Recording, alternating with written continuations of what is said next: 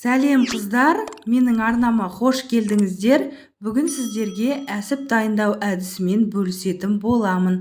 Мінекей видеода көріп тұрғандарыңыздай, біздің әсібіміз түрі де дәмі де өте керемет болып шығады. Видеоны соңына дейін қарап, менің арнама тіркелуді және де лайк, коммент қалдыруды ұмытпаңыздар. Енді әсіпті дайындау үшін сиырдың немесе қойдың толық бір комплектісі қажет болады. Оған не кіреді? Бауыр кіреді, жүрек, өкпе және де май. Сиырдікі, қойдікі болса да бәрі бір. Қайсысы бар үйде, соны пайдаланыңыздар. Енді осыларды майдалап турап алуымыз қажет. Артық жерлерін, пленкаларын, керек емес жерлерінің бәрін пышақпен кесіп алып тастаңыздар. Егер өкпені ұнатпасаңыздар, жартысын қосыңыздар, немесе мүлде қоспасаңыздар болады. Ол әсіптің дәміне де, түріне де ешқандай өзгеріс бермейді.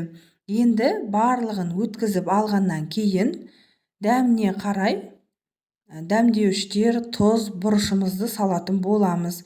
Өздеріңізге ұнаған дәмдеуішті қосыңыздар. Чеснокты да езіп қосамыз.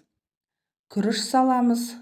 Содан соң су құйып, жақсылап араластырып аламыз. Барлық керек заттың құрамын описанияда толық қалдыратын боламын. Жақсылап араластырып алыңыздар.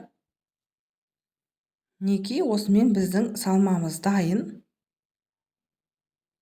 Жақсылап қолыңызбен араластырып алуды ұмытпаңыздар.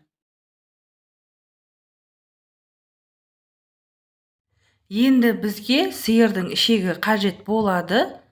Егер сіздерде осындай шприц болмаса, кәдімгі баклажканың басын қолдансаңыздар болады. Менде шприц болғандықтан осыны пайдаландым. Енді осы шприцімізге немесе баклажкамызға салмасын салып, баклажка болса қасықпен итеріп отырсаңыздар болады. Осылай жіппен бірден байлап алыңыздар ұшын. Содан соң салмасын салып отырамыз. Мен бірден байлап отырамын жіппен. Егер сіздер барлық ішекке құйып алғаннан кейін салмасын байласаңыздар да болады. Мен бірден байлап жіберемін. Шприц болмаса, баклажканы қолдана беріңіздер, онда тұрған ештеңе жоқ. Мен шприц болғандықтан осыны пайдаландым. Осылай барлығын жасап шығамыз.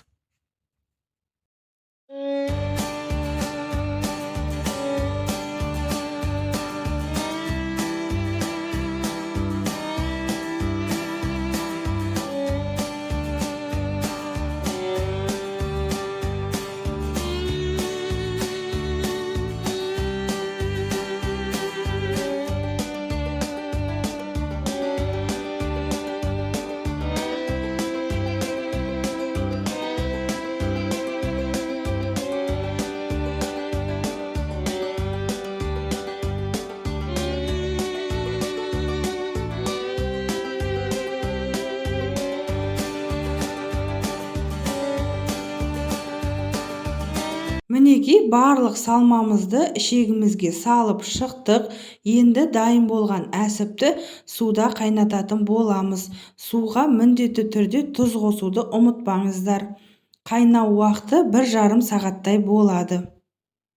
Және де бір қайнағаннан кейін міндетті түрде тесіп жіберуді ұмытпаңыздар. Көп теспеңіздер, тек бір рет тесіп шықсаңыздар болады. 1,5 сағат қайнатасыздар. Мынау тескеннен кейін түрі. Пияз салсаңыздар да болады. Укроп таяқшалар болса, оны да салыңыздар. Ол дәм беретін болады. Піскеннен кейін осылай сковородкаға май құйып, қуырып алсаңыздар болады. Немесе гриль сковородка болса, оған қуырсаңыздар, тіпті түрі әдемі болып шығады. Жіптерін алып тастаңыздар міндетті түрде. Мінекей мынау дайын болғаннан кейінгі түрі. Мінекей мынау піскеннен кейінгі түрі, кесіп көрсетіп жатырмын. қонақ шақырған кезде холодныйдың қасына осылай турап қойсаңыздар өте әдемі болып көрінеді.